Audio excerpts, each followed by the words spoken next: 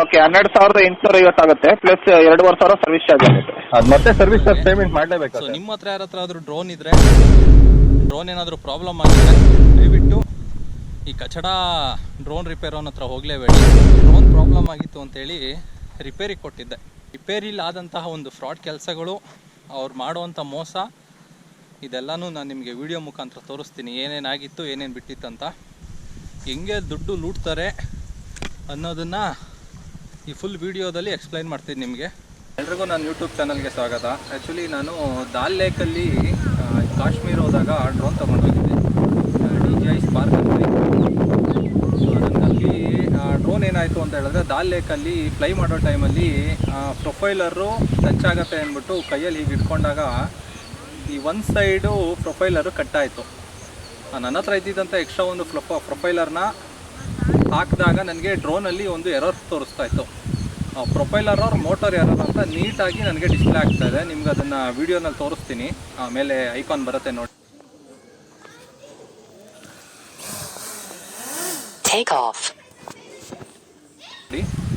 So ಈ ಒಂದು problem ಆದಾಗ ನನಗೆ, ಸೊ ನನ್ನ ಎಂಟೈರ್ ಲಡಾಖ್ ಟ್ರಿಪ್ಪಲ್ಲಿ ಎಲ್ಲೂ ಕೂಡ ಡ್ರೋನ್ ಹಾಕೋಕ್ಕಾಗಲಿಲ್ಲ.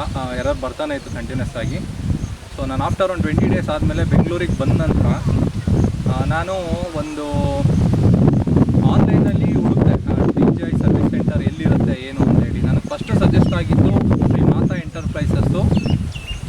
ಅದಿರೋದು ಬಂದು ಎಲ್ಲಿ SP ರೋಡಲ್ಲಿ ಇರುತ್ತೆ.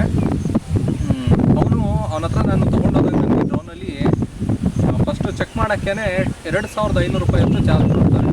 ಸೊ ಬೇರೆ ಯಾವ ಡ್ರೋನ್ ಶಾಪ್ ತೊಗೊಂಡೋದ್ರೂ ಅಷ್ಟು ಡ್ರೋನು ಕಾಸ್ಟ್ ಯಾರೂ ಮಾಡಲ್ಲ. ಜಸ್ಟ್ ಏನಾಗಿದೆ ಅಂತ ಚೆಕ್ ಮಾಡೋಕ್ಕೆ 2,500 ರೂಪಾಯಿ ಫಸ್ಟೇ ಪೇಮೆಂಟ್ ಮಾಡಬೇಕು. ಫಸ್ಟ್ ಪೇಮೆಂಟ್ ಆದ ತಕ್ಷಣವೇ ನಾವು ಡ್ರೋನ್ ತೊಗೊಂಡು 3 ಡೇಸ್ ಆಗುತ್ತೆ ಅಂತ ಹೇಳಿ ನನ್ನ ಡ್ರೋನ್ನ ಅವನು ಇಸ್ಕೊತಾನೆ.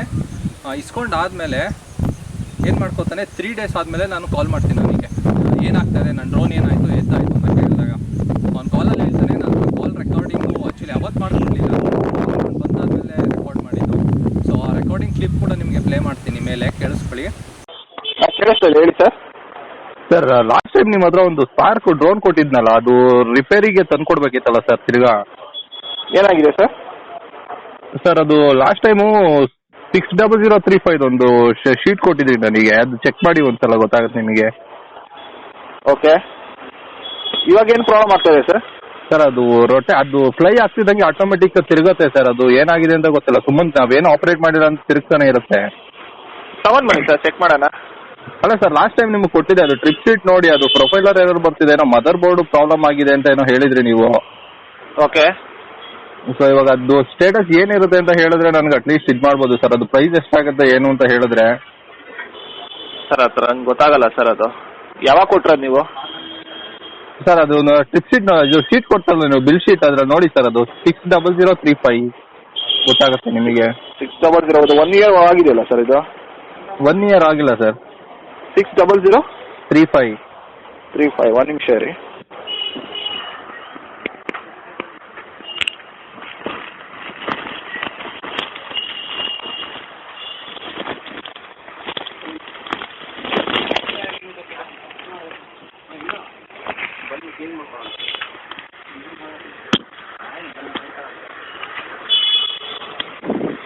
ನಿಮ್ಮ ಹೆಸರು ಸರ್? ಸರ್ ಪ್ರತಾಪ್ ಅಂತ. ಕಲೆಕ್ಟ್ ಮಾಡ್ಕೊಂಡು ಹೋಗಿದ್ದೀರಲ್ಲ ಸರ್ ಆಲ್ರೆಡಿ? ಸರ್ ಅದು ಹೋಗಿದ್ದೀನಿ ಕಲೆಕ್ಟ್ ಮಾಡ್ಕೊಂಡು, ಅದು ಪ್ರಾಬ್ಲಮ್ಮು ಎಲ್ಲೂ ಸಾಲ್ವ್ ಆಗ್ತಿಲ್ಲ. ಪ್ರಾಬ್ಲಮ್ ಇರುತ್ತಲ್ಲ ಸರ್, ಪ್ರಾಬ್ಲಮ್ ಇದ್ರೆ ಅದು ನೀವು ಬೇಡ, ನೀವು ರೆಡಿ ಮಾಡೋದು ಬೇಡ ಅಂತ ಹೇಳಿದ್ದೀರಲ್ಲ. ಹೌದು ಸರ್, ಈಗ ತಿರ್ಗಾ ಮತ್ತೆ ವಾಪಸ್ ತಂದು ಕೊಡ್ತೀನಿ, ನನಗೆ ಕಾಸ್ಟ್ ಎಷ್ಟಾಗುತ್ತೆ ಅಂತ ಹೇಳಿದ್ರೆ ನಾನು ಅಟ್ಲೀಸ್ಟ್ ಪೇಮೆಂಟ್ ಅರೇಂಜ್ ಮಾಡ್ಕೊಂಡು ಬರ್ತೀನಿ. ಓಕೆ, 12,850 ಆಗುತ್ತೆ ಪ್ಲಸ್ 2,500 ಸರ್ವಿಸ್ ಚಾರ್ಜ್ ಆಗುತ್ತೆ. ಅದು ಮತ್ತೆ ಸರ್ವಿಸ್ ಚಾರ್ಜ್ ಪೇಮೆಂಟ್ ಮಾಡಲೇಬೇಕಾ ಸರ್? ಹೌದು ಸರ್, ಹೌದು. ಹಲೋ. ಹಾಂ ಸರ್, ಹೇಳಿ ಸರ್. ಅದು ಸ್ವಲ್ಪ ಕನ್ಸೆಷನ್ ಏನು ಮಾಡೋಕ್ಕಾಗಲ್ವಾ ಸರ್? ಯಾಕಂದ್ರೆ ಲಾಸ್ಟ್ ಟೈಮು ಒಂದು 3 ಡೇಸ್ ಬ್ಯಾಕ್ ಅಷ್ಟೇ ಪೇಮೆಂಟ್ ಅಷ್ಟು ಕೊಟ್ಟಿರೋದು ನಾನು. ಒಂದ್ಸರಿ ಅದು ರಿಸಿಪ್ಟ್ ಕ್ಲೋಸ್ ಮಾಡ್ತು ಅಂದ್ರೆ ನಾವು ಏನು ಇದು ಮಾಡೋಕ್ಕಾಗಲ್ಲ ಸರ್. ಸರ್ ನೋಡಿ ಸರ್, ಆ್ಯಕ್ಚುಲಿ ಇದ್ರದ್ದು ಅದು ರಿಪ್ಲೇಸ್ಮೆಂಟಿಗೆ ಏನು ರಿಪ್ಲೇಸ್ಮೆಂಟ್ ಮಾಡ್ಬೇಕಂತ ಹೇಳಿದ್ರು ಸರ್? ಮದರ್ ಬೋರ್ಡ್ ಅಲ್ಲ? ಅವಾಗ ಅದು ಸೆನ್ಸರ್ ಯೂನಿಟ್ ಏನೋ ಪ್ರಾಬ್ಲಮ್ ಇರುತ್ತೆ ಸರ್. ಅದು ಇಲ್ಲೇನು ಮೆನ್ಷನ್ ಆಗಿಲ್ಲ, ಯಾಕೆ ಕ್ಲೋಸ್ ಮಾಡ್ಬಿಟ್ಟಿದ್ದೀವಿ ನಾವು, ಮತ್ತೆ ನಾವು ಚೆಕ್ ಮಾಡಬೇಕಾಗುತ್ತೆ. ಓಕೆ, ಅದು ಇದನ್ನ ಕಡಿಮೆ ಮಾಡ್ಕೊಳಕ್ ಆಗಲ್ವಾ ಸರ್? ಏನದು ಫೀಸ್ ಬರುತ್ತಲ್ಲ 2,500 ಸಮಥಿಂಗ್? ಇಲ್ಲ ಸರ್, ಅದು ಪ್ರೈಸಸ್ ಎಲ್ಲ ಅಲ್ಲಿ ಬಿಡುತ್ತೆ, ನಾವು ಏನು ಮಾಡೋಕ್ಕಾಗಲ್ಲ. ಒಂದ್ಸರಿ ಅದು ಕ್ಲೋಸ್ ಆಯಿತು ಅಂದ್ರೆ ಅದು ಕ್ಲೋಸ್ ಆಗಿರುತ್ತೆ ಅದು.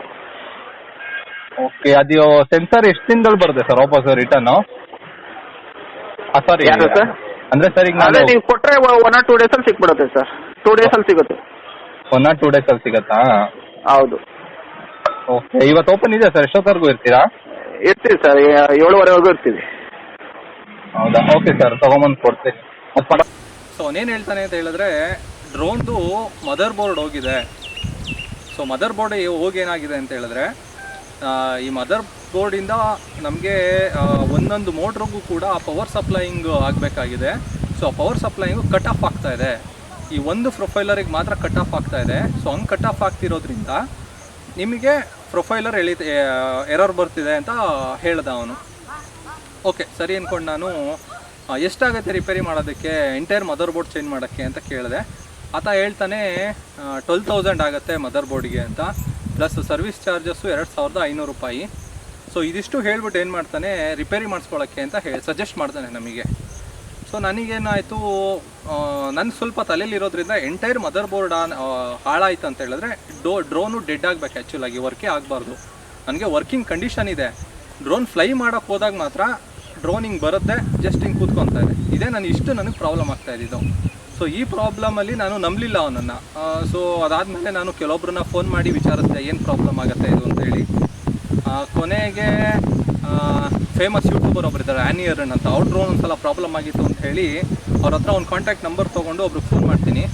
ಸೊ ಅವರೆಷ್ಟು ಕ್ಲಿಯರಾಗಿ ಹೇಳ್ತಾರೆ ನನಗೆ ಅಂತ ಹೇಳಿದ್ರೆ, ಪ್ರೊಫೈಲರಲ್ಲಿ ನೀವು ಚೇಂಜ್ ಮಾಡಾಕಿದ್ರೆ ಆ್ಯಕ್ಚುಲಿ ಈ ಡ್ರೋನಲ್ಲಿ ಏನಾಗುತ್ತೆ, ಪ್ರೊಫೈಲರ್ಗಳು 2 ಡ್ರೋನ್ಗಳಲ್ಲಿ 2 ಪ್ರೊಫೈಲರು ಸರ್ಕಲ್ ಇರುತ್ತೆ. ಅದು ಆಪೋಸಿಟ್ ಹಾಕಿದ್ರೆ ಮಾತ್ರ ಫ್ಲೈ ಆಗುತ್ತೆ. ಅದೇನಾದರೂ ಮಿಸ್ಮ್ಯಾಚ್ ಆಯಿತು ಅಂತಂದರೆ ಡ್ರೋನ್ ಫ್ಲೈ ಆಗಲ್ಲ. ಡ್ರೋನು ಏನು ಪ್ರಾಬ್ಲಮ್ ಆಗಿದೆ ಅಂತ ಹೇಳಿದ್ರೆ ನಿಮಗೆ ನೀಟಾಗಿ ತೋರಿಸ್ತೀನಿ ನೋಡಿ. ಆ್ಯಕ್ಚುಲಾಗಿ ಈ ಡ್ರೋನಲ್ಲಿ ರೆಕ್ಕೆಗಳು ಒಂದು ಸರ್ಕಲ್ ಬರುತ್ತೆ, ನೋಡ್ತಾ ಇರ್ಬೋದು ಇಲ್ಲಿ ಸರ್ಕಲ್ಲು.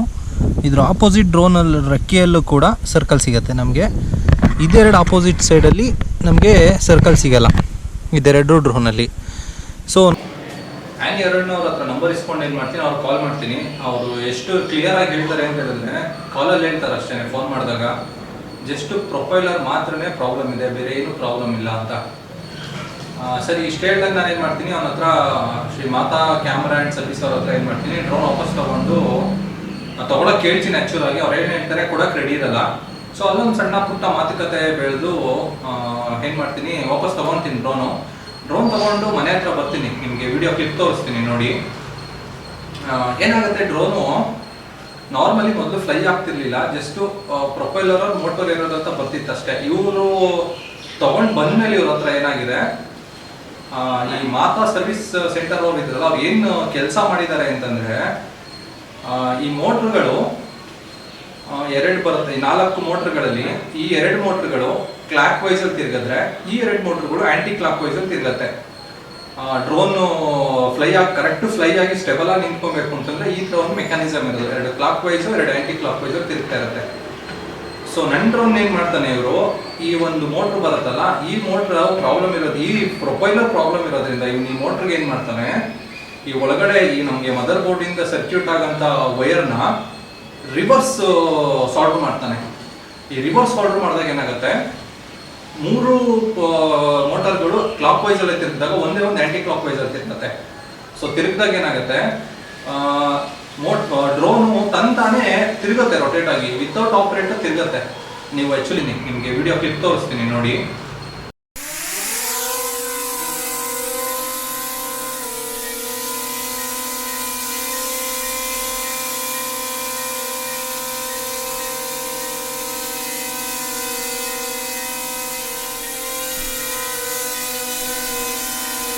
ನೋಡಿ, ಇವ್ರ ಹತ್ರ ಡ್ರೋನ್ ರಿಪೇರಿ ಮಾಡಿಸಿದ್ರೆ ಮೊದಲು ಫ್ಲೈಯೇ ಆಗ್ತಾ ಇರಲಿಲ್ಲ.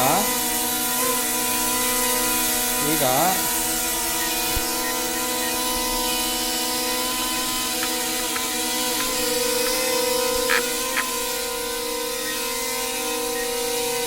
ನೋಡಿ, ಅದೇ ಆಟೋಮೆಟಿಕಲಿ ತಿರುಗುತ್ತೆ, ನಾವೇನು ವರ್ಕ್ ಮಾಡಲಿಲ್ಲ ಅಂತ. ನೋಡಿ, ಸುಮ್ಮನೆ ಇದೆ, ಏನೂ ವರ್ಕ್ ಆಗಲ್ಲ. ನೋಡಿ, ತಿರುಗತ್ತೆ ಡ್ರೋನು.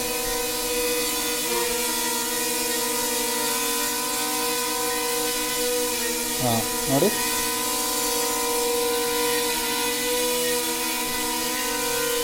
ಏನು ಆಪ್ರೇಟೇ ಮಾಡ್ತಿಲ್ಲ. ಹಾಂ ನೋಡಿ, ನಾನೇನು ಆಪ್ರೇಟೇ ಮಾಡ್ತಾ ಇಲ್ಲ. ಹಾಂ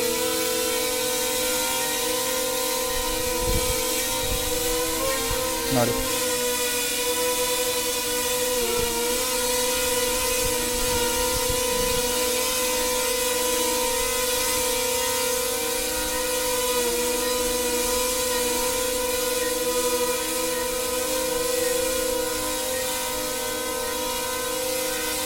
ನೋಡಿ ನೋಡಿ, ನಾನೇನು ಆಪ್ರೇಟೇ ಮಾಡ್ತಾ ಇಲ್ಲ.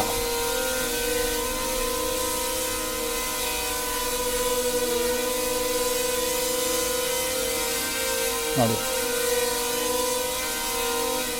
ಹಾಂ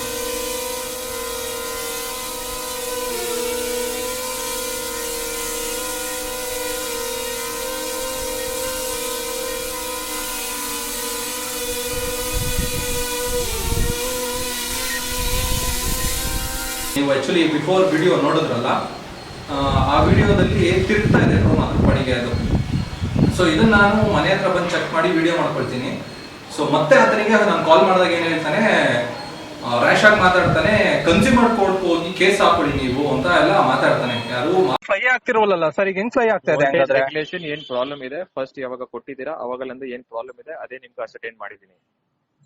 ಅದು ಮೊದಲು ಟೇಕ್ ಆಫ್ ಆಗ್ತಾ ಇರಲಿಲ್ಲ, ಈಗ ಟೇಕ್ ಆಫ್ ಆಗಿ ಆಟೋಮೆಟಿಕ್ ರೊಟೇಟ್ ಏನಕ್ಕೆ ಆಗ್ತಾ ಇದೆ ಅದು? ಕನ್ಸ್ಯೂಮರ್ ಕೋರ್ಟ್ ಹೋಗಿದ್ದ ನಿಮ್ಮ ಅಮ್ಮ ಎಂಟರ್ಪ್ರೈಸಸ್ ಓನರ್ ಆತರ ಹೇಳ್ತಾನೆ. ಸೊ ನಾನು ಕೆಟ್ಟ ಮಾತಲ್ಲಿ ಬೈತೀನಿ ಅವನಿಗೆ. ಸೊ ಅಷ್ಟೇ, ಅವ್ನು ಫೋನ್ ಕಟ್ ಮಾಡ್ತಾನೆ, ಬ್ಲಾಕ್ ಲಿಸ್ಟ್ ಆಗ್ತಾನೆ ನನ್ನ ಕಾಲ್ ರಿಸೀವ್ ಮಾಡಲ್ಲ. ನಾರ್ಮಲಿ ನಾನು ನೆಕ್ಸ್ಟ್ ಕಾಲಲ್ಲಿ ಮಾತಾಡಿದಾಗ ಲ್ಯಾಂಡ್ ಲೈನಿಗೆ ಕಾಲ್ ಮಾಡಿ ಅಷ್ಟು ಮಾತಾಡ್ತೇನೆ ನಡೆಸೋದು. ಸರಿ ಅಂದ್ಬಿಟ್ಟು ಅದೇ ಮ್ಯಾನಿಯರ್ ಅವ್ರು ನಂಬರ್ ಕೊಟ್ಟರು, ಅವ್ರ ಹತ್ರ ಹೋದಾಗ ಏನು ಮಾಡ್ತಾರೆ, ಮೋಟ್ರ್ ಚೆಕ್ ಮಾಡ್ತಾರೆ. ಸೊ ಅವರೇ ನನಗೆ ಹೇಳಿದ್ದು ಈ ಥರ ಮಾಡಿದ್ದಾರೆ ಅವರು, ಇದನ್ನ ಕ್ಲಾಕ್ ವೈಸಲ್ಲಿ ತಿರ್ಗೋದನ್ನ ಆಂಟಿ ಕ್ಲಾಕ್ ವೈಸಲ್ಲಿ ಮೋಟ್ರ್ ರನ್ ಆಗೋ ಥರ ಮಾಡಿದ್ದಾರೆ ಅಂತ ಹೇಳಿದಾಗ ಜಸ್ಟ್ ಈ ಕೆಳಗಡೆ ಮೋಟ್ರನ್ನ ರಿಪ್ಲೇಸ್ ತೆಗೆದ್ಬಿಟ್ಟು ಆ ಸಾಲ್ಡ್ರಿಂಗ್ನ ಮಾತ್ರ ಚೇಂಜ್ ಮಾಡ್ತಾರೆ. ಆ ಸಾಲ್ಡ್ರಿಂಗ್ ಚೇಂಜ್ ಮಾಡಿದ್ದಷ್ಟೇನೆ ಸೊ ನಂದು ಡ್ರೋನು ನೀಟಾಗಿ ರನ್ ಆಗಕ್ಕೆ ಶುರುವಾಗುತ್ತೆ.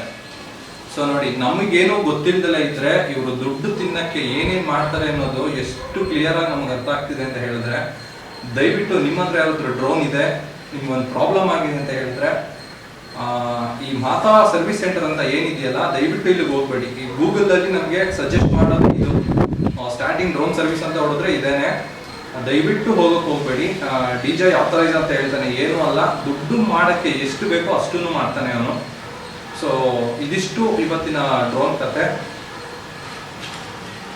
ಇಷ್ಟೊತ್ತು ನನ್ನ ಡ್ರೋನ್ ಕತೆ ಕೇಳಿದರೆ ನಿಮ್ಗೇನಾದ್ರು ವಿಡಿಯೋ ಇಷ್ಟ ಆಗಿದ್ರೆ ಶೇರ್ ಮಾಡಿ. ಎಸ್ಪೆಷಲಿ ಯೂಟ್ಯೂಬರ್ಸು ತುಂಬ ಜನ ಡ್ರೋನ್ ಇತ್ತೀಚೆಗೆ ತೊಗೊಂಡಿದ್ದಾರೆ. ಅವ್ರದ್ದೇನಾದ್ರೂ ಪ್ರಾಬ್ಲಮ್ ಆದರೆ ದಯವಿಟ್ಟು ಹೋಗೋಕೆ ಹೋಗ್ಬೇಡಿ. ನಿಮ್ಮ ಸ್ನೇಹಿತರ ಹತ್ರ ಹೇಳ್ಕೊಡಿ ಈ ಥರ ಪ್ರಾಬ್ಲಮ್ ಅವರು ಫೇಸ್ ಮಾಡಿದ್ದಾರೆ ಅಂತ. ಸೊ ಅವ್ರಿಗೆ ಹೇಳಿ, ಅವರು ಏನಾದರೂ ಹೋಗೋದಿದ್ರೆ ರೀಫಿಕ್ಸ್ ಡ್ರೋನ್ಸ್ ಅಂತ ನಿಮಗೆ ಗೂಗಲಲ್ಲಿ ಸರ್ಚ್ ಮಾಡಿದ್ರೆ ಸಿಗುತ್ತೆ. ಅಲ್ಲಿ ನೀವು ಚಾಟ್ ಮಾಡಿದ್ರೆ ಅವ್ರ ನಂಬರ್ ಕೂಡ ಸಿಗುತ್ತೆ.